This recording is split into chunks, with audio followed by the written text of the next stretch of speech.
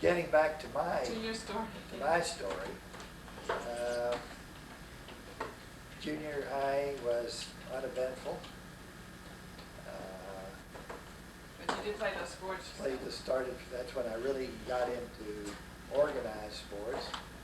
And then when I went on to Arlington Heights High, by then, as I mentioned earlier, I had attained my full height, was very thin.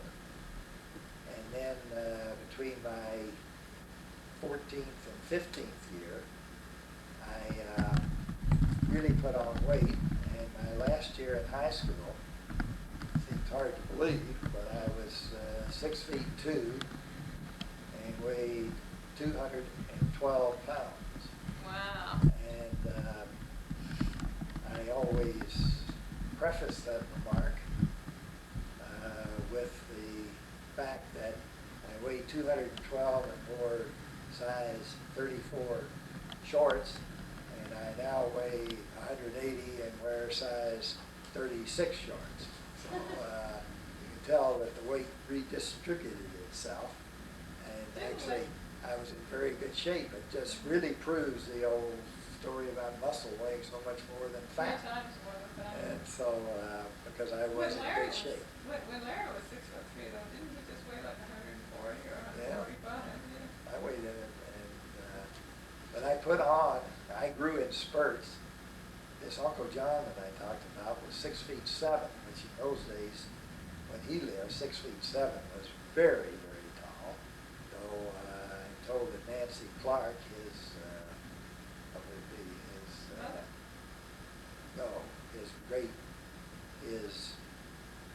grandmother. No, grandpa was his father. Oh, you're right. So his grandmother was over 6 feet, and I have a first cousin And she was born in 1820. who is over 6 feet, female over 6 feet. So there was a gene running through the family somewhere. That's Mary Martha. No, that's right. Boyd. No, Martha Francis. No, Martha Francis is the Goree, his Aunt Connie's daughter. Okay, Mary Martha was so you can see how they all felt about their grandmother, that Martha got into their names, at least 2 of the children's names. What about any religious training? I was an acolyte in the Episcopal Church, Aunt Julie, and this is another story. Aunt Julie was very big in the Episcopal Church.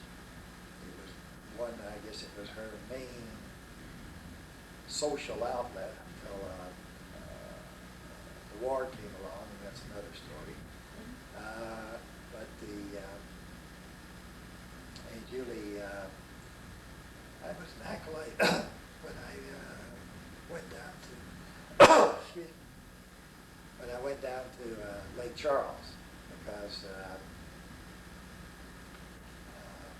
Aunt Judy was so into the church, and so the minister down there took me under his wing to give me the training. I did eventually become an Episcopalian, took the lessons, whatever they call it, to become an Episcopalian. But I must admit I have not been a very good practicing Episcopalian. But this was when Aunt Grace, amazing coincidence, but my Uncle John Hill, who was a chaplain in the Charles Hill, who was a chaplain in the U.S. Army, had gone to divinity school with a Dr. Diovis, who somehow was very connected to Aunt Julie and my grandmother and everything. And when my father died, and the Hills at least made inquiries as to whether or not I should go to live with one of them, Dr. Diovis, who had been his roommate, I think, was Charles Hill at divinity school, told them what a wonderful family Aunt Julie and Wren and Billy and Uncle Frank were. And it's an amazing coincidence. So that's why I think Ray said that they felt from there on that I was well taken care of, because they all, this Dr. Diogenes must have been a wonderful man, because everybody seemed to, if he said it was good, then it was good, you know. And whether he was a minister in Fort Worth or Aunt Julie, or a minister in Galveston or somewhere, but she was very closely connected to it, and always had a picture of him in her little room. So she was really. What about with Aunt Bill and Uncle Frank? Did you go to church much, or did they? Were they? No, they were not churchgoers at all. But you just had a church you belonged to, like you did. No, I went to the Uncle Frank always worked Sunday morning. He worked 6 days a week, and would go in the office for a couple of hours Sunday morning. He would take me down. I'd go to Sunday school, and then I'd go over to his office after Sunday school was over, and then we'd go home and have Sunday dinner. And later on in his life, when they built a new church out here, new Episcopal church out near where they had built a new home, he became very involved and was offered his services. He was one of the deacons, or whatever they call them, in the church, and did all the law work for them, helping them do the property and then any legal work Why? that they had. Did something change in his life? I don't know. He, I guess it was something to get interested in. He was, we were off, I was off at school by then. Oh, okay. It was only about the last 2.5, 3 years of his life. Oh, because he died so young. Because he died. Why didn't you tell us a minute, I was just noticing that piece of furniture behind you. Well, this is a piece of furniture that went through the great Galveston flood of, Did you say I 1910? think 1902, it Oh, seems was to it that me. early? I was thinking 1910 you used to tell me. But this was about the only piece of furniture out of Grand's house that was kind of salvageable, because the flood came up completely over the first story of the house and was halfway over the second story. People were on their roofs. This was the boarding house now? This was the two-story boarding house. And so he would have still been alive, he died in 1903, is that right? So they would have been living with That I him? don't know. And that time, I was just wondering if the piece of furniture could have been from the, Could have been, but from the candles. but it obviously is an antique piece, but it was floating around in the flood and floated instead of, and it wasn't smashed up and things, because there were huge waves that came across Galveston. And you see behind here, this is Aunt Willie's crystal, the Swedish crystal that's on the second shelf. On the third shelf down is our crystal that we got in Czechoslovakia. Dan and I in 1966, and it's from the same glass factory that made most of the crystal sets for all the royalty of Europe. And the pattern that we picked is the pattern that the Shah of Iran had. That's the gold leaf. The only difference is where my initials JW is where he had the moon and the star.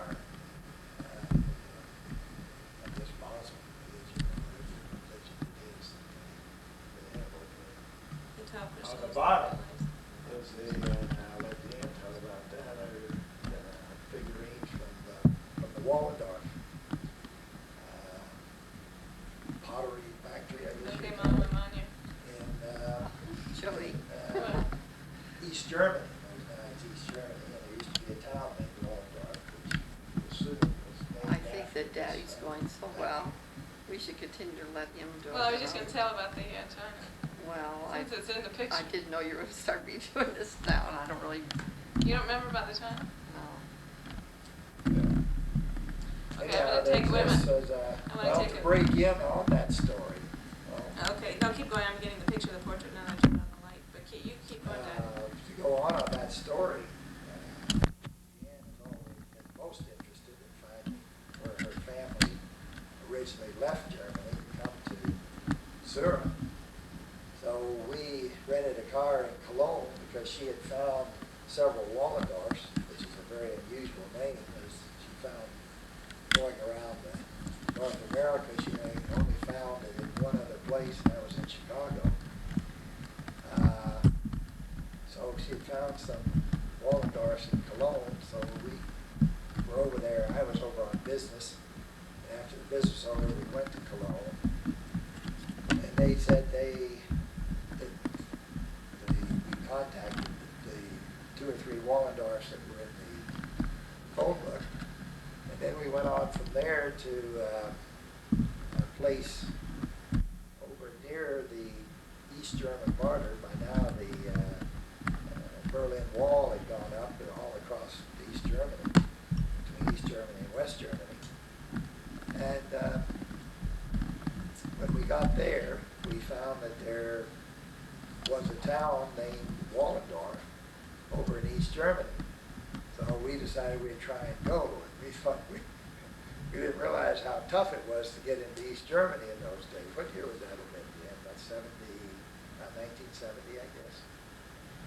And I was later than that, but I guess I moved out and, then. I thought it was finished. Maybe not. and so we went up to the border and of East Germany, and it just looked awful. There were guys with machine guns, this great barbed wire fences, and a railroad track that was all abandoned and had been all torn up so that people couldn't take a railroad train and try to run through it and this sort of thing. So we drove over there, and I was making no headway whatsoever with the East German border guard. Naturally, he didn't speak any English, and I sure don't speak any German. And so someone was coming who lived in West Germany, but worked in East Germany, was coming back out and spoke English, and asked me what I was trying to do, and I explained to him we were trying to go to this town called Wallendorf. So, which was where my wife's family came from. So he then started talking in German and wasn't getting very far. And I suddenly came upon the idea, and I went back to the car and got Deanne's passport, where it says Deanne Wallendorf, Wren on it, and took the map and the passport and showed where town named Wallendorf, person named Wallendorf, want to go there. And this guy was able to convince them that if we came back the next morning, that they would have a pass for us. And so I then, after we got back to our hotel, we started wondering, well, how do we really want to go over there in East Germany? And now we've got this done. So I called up the American MP attachment, and they said, well, we advise all U.S. nationals not to go, but if you're going to go, we were going to go from there then on to Vienna and get rid of the car in Vienna, and that we'll send word on to Vienna that if you, but we can't do anything for you. We can't guarantee we can do anything for you except to try and help you out if something happens, because what we didn't realize, what the terrible thing was, if we had an accident, hurt somebody, then we'd have really been in trouble. But anyway, we went to Wallendorf, and by golly, there was the factory. It no longer was named Wallendorf. If we had had an up-to-date map, they had changed the name of the town, hadn't changed the name of the factory. And when they found out that Deanne's name was Wallendorf, we got over to the mayor's house, and the mayor sent off, and they got a little schoolgirl who could speak English, and they were giving us wine, and everybody was really having a lot of fun, because so those are the sort of experiences that you don't know that you're going to have that really you remember for the rest of your life. But tell me, did you find out anything about the Wallendorf? No, So we never were able to It was a pin, history of the factory, Oh. but it was all written in German. German, We but should have bought the still, book. You should have, yes. but there was a gravestone Which was cemetery. wall in the cemetery. There was only one or two Wallendorfs in the cemetery. But no one seemed to be able to pin down that this family had been the one who went over to, Well, we now have from all Jefferson City, we have their, Well, because this was Lutheran, this whole town was Lutheran. Lutheran. Yeah, instead of being And Catholic. so we think that this was originally, Waldorfs came to this town, but They might have. they were all Catholics, my family, so they came. so maybe they left. They left because before of- Lutheran, or But Luther we do came. have the, The yeah, we can look up 1917. exactly the book, we haven't done it yet, but in those pioneer times about the, certificate of intent to become a citizen and listing their hometown as Prussia, or Hanover, Prussia. This was near Rush Leipzig. is a This district, was- a whole This, state. I know, this but place. Hanover, isn't Hanover a town? I thought Hanover was an area, or a smaller area than Prussia. But anyway, if we need to get it, because they may list their parents in exactly the little town that they're from. This was So near it's- Leipzig, it was on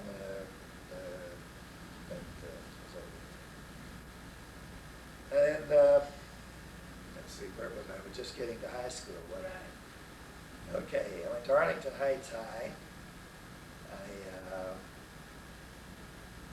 Here's a good question. What were your ambitions as a child? What did you want to do with your life as a child? Well, I went through the usual bit. I wanted to be a fireman and Right. being a policeman and then being a football hero.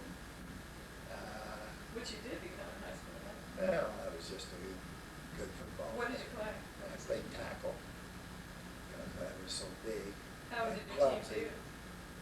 One year they did great. The next year we set a new, I think my last year in school, I set a new record for sports.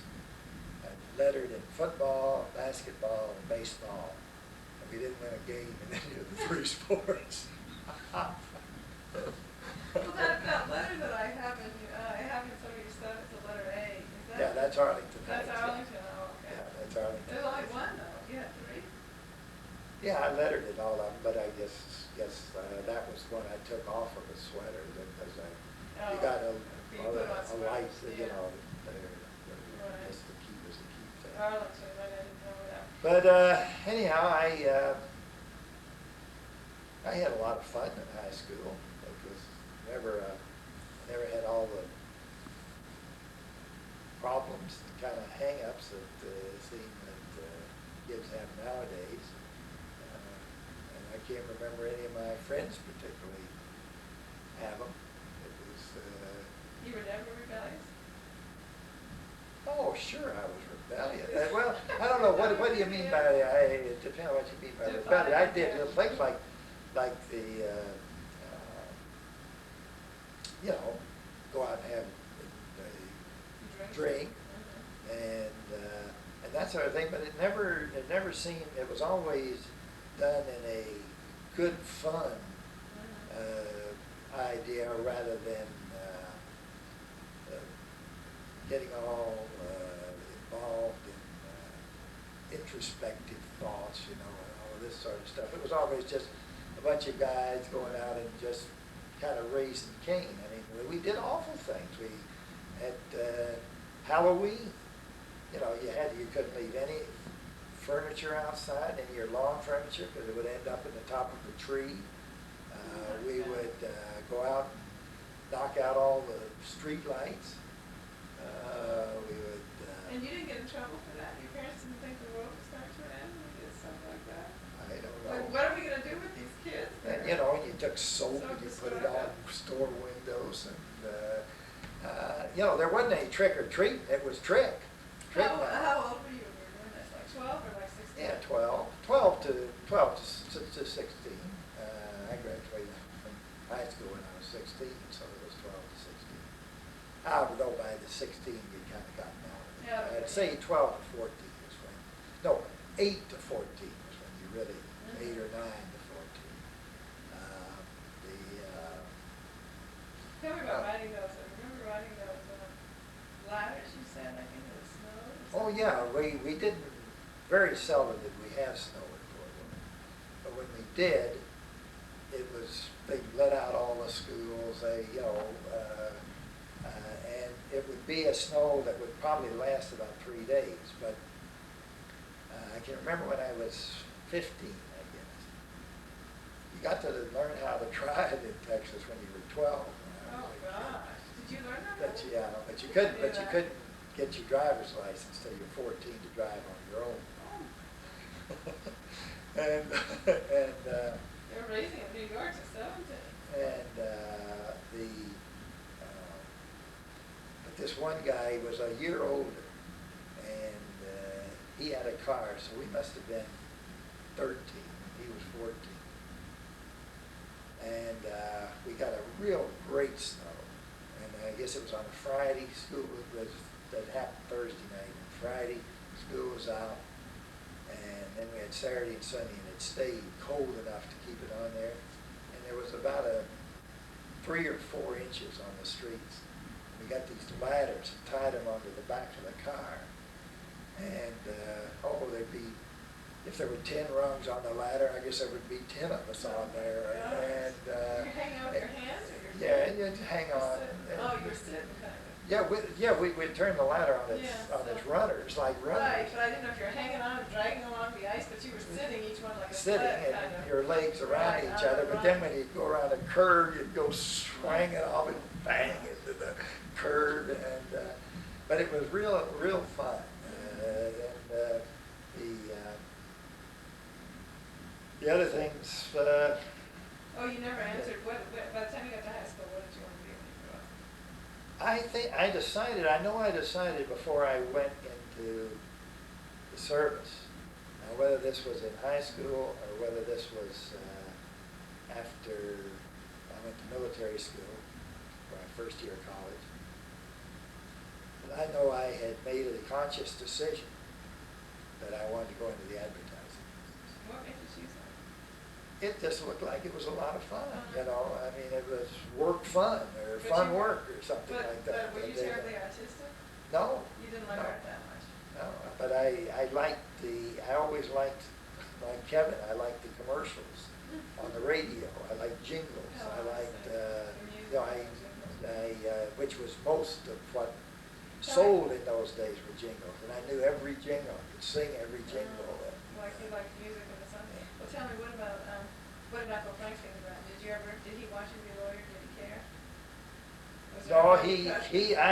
I worked for him for about 3 weeks, like Lewis. I thought that would be, I worked for him about 3 weeks, and we both decided I loved the law and the intricacies, but he could tell that I would never have the stickitis to go through law school. And so when I guess probably he was just so pleased when I had anything that I really wanted to do that was a good profession. He thought I could make a living at it. He was ready to go along with any of it. Because I was nothing, my background's nothing but lawyers. And when I was in the service, twice on court martials, I defended a guy. I mean, he had a court-appointed guy, too. But I did the main defense. Why?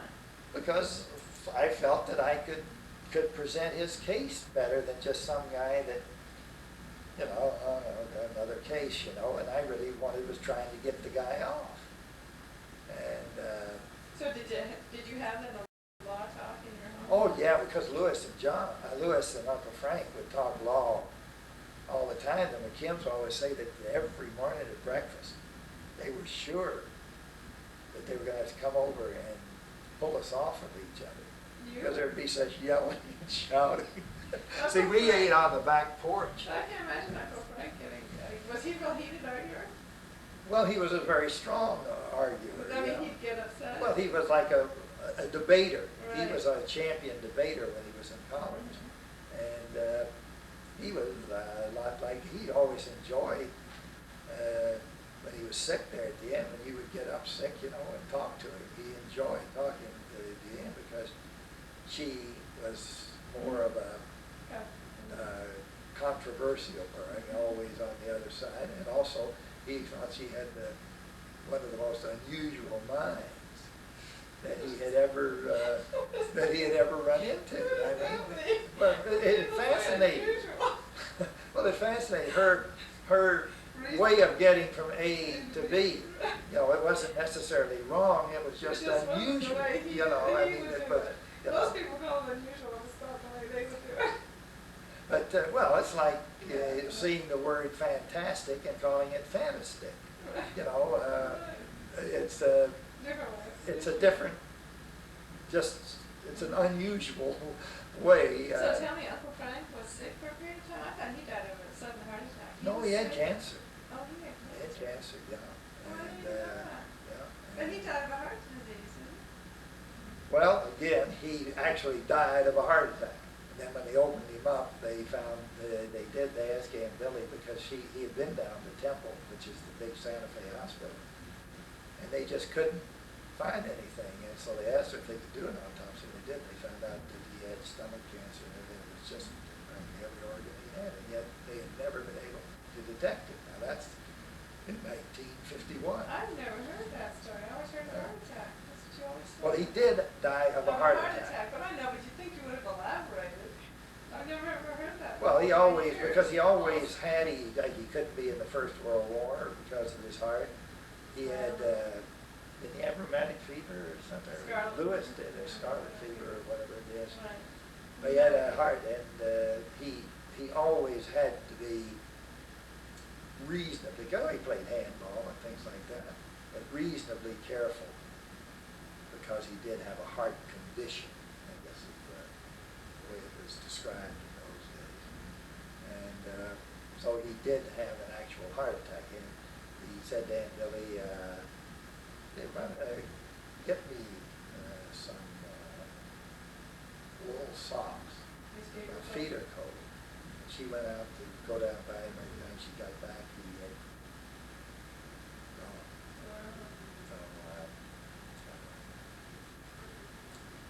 So it was a heart attack. But you had no idea at that point that he, I knew he had. We all felt he had cancer because he had terrible back, did he? you know. Did he ever have pains. trouble eating? I guess, but you remember he used to, no, this is kind of disciplinarian he was. Doctor told him he'd have a pill or something, but you could see him. It just didn't. I don't know why they did that in those days. I mean, now they just go on and when you're in his condition, they go on and shoot you up and, you know, to keep it that way. But they would tell him, you know, I guess it was some sort of a morphine pill or something like that.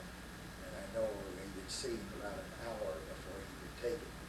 Or watching that clock, it was just like, you know, I mean, so he obviously was just in terrible pain, but never They never thought of cancer? griped about it. Yeah, they kept testing him for cancer. Oh, I see. Well, they keep But testing they for it. just, to put him on, you know, morphine usually. Well, what period of time before he died was all this going on? well, he came up to see us in our first summer up here, which was 1951. And remember, he was in August, and he died in, October? November? Died in November. And we went up fishing, went up to that fishing camp and everything. I mean, he was not wasting away or anything like a lot of people did in those days with cancer. It doesn't seem that people end up wasting away, and maybe they do, but they don't. Well, tell me, was he taking those pills by then? Those pain pills? Yeah, but not as much. But then when we went down to see them in. They came up here in August, and we went down there in October. But we'd just hardly gotten back before he was back in the hospital. And I think we went down there, and Aunt Billy always said that he was just kind of, she felt after he went so quickly that he was just keeping himself alive until we got down there, you know, just because he was so looking forward to us. And then we got that asthma thing going. That's when he would get up, and he was up, but he was in too much pain to sleep, I guess. And That was when I was there the Christmas before. We were there for Christmas. That's when that Christmas tree. yeah. Yeah, but that one was, that one. He wasn't sick. He wasn't sick then. That was while we were still in school. Because we went to Jeff City for Christmas, my first year of work in 1950. Then we went to Christmas of '49. We got that. Oh, here comes the things. Here comes the critter. Okay, that's good. That's pretty good. You've got a lot of. But what, will you do a little bit after they go to bed, or you too tired? Yes. Come on. Here's Papa Joe with his grandchildren. Who's this one? Clark? Can you say your name? Did you say your name? What is he? Clarky Bryn. Clarky Brent. Clarky Papa Joe. Clarky Bryn. Hey, come here, Brian Brian. Sanders. Come here, Brian Clark Sanders. is named after Clark Calhoun Campbell, the portrait that we showed you earlier. His name is Come Clark here. Campbell Come here, Bryn. Brian Sanders. Come here and give me a This is kiss. Brian Give Papa Joe a Sanders. kiss. Go on, Marcy, Brian. give Papa Joe a kiss. And Now, this this is is Brian Brian. Sanders. Can you say your Brian name? Penner. Say your name. Say, what is your name? What's your name? You say Brian? Wayne. Brian. Brian name. That's Give me a right. kiss. Give me a kiss. Oh, so sweet. Oh, boy. Look at my two little grandchildren. Okay, here come two Look more. at, here come two more. Oh, Is there room boy. for 'em? Brian's just become two. and Clark's Okay, just become you two three. jump down. Now here Go comes see here comes Granny. the other two. Bye-bye. Now here comes my oldest. Here's my only and oldest granddaughter, and then here's my other grandson. Can each of you say Let me their get- your don't let me- names? don't let me- don't let me- Can each of Emily. Wait a minute, Emily wait. what? Sanders. Emily Colt Sanders. And what is your name? What's your name? Kevin what? Got the bread. What's your middle name? What's What's your your middle middle name? name? That's it. Where have you two been? Where's everybody been? Did you have fun at the fire? Yeah. And when we Yeah, played what's tag? this news? And What's then this- Emily what's Sanders, this where are you news? from? Emily, where do you live? Michigan. Where's somebody said where am I from? Where do you live? born? I mean, where What's do you your granddaddy? live? High Point what? North Carolina. And where does Kevin live? Where's Kevin? You tell the truth. Okay, y'all give me a kiss then and run up and go United bed. States? Give me a kiss. I'm taking a bath to United States. Sit that one. Sit with Granny. Sit with Granny. Now, What we do. after seeing all the granddaughters, here are I'm two not a of the mother. daughters. I'm not the mother though. Here's the mother of Emily and Brian, and here's our newlywed daughter, Wendy, Their name is Wendy. Jody and Wendy. Okay. And Wendy's been at the park with all the little children while Jody's been videotaping. Oh, okay. No. How did I look, Mom?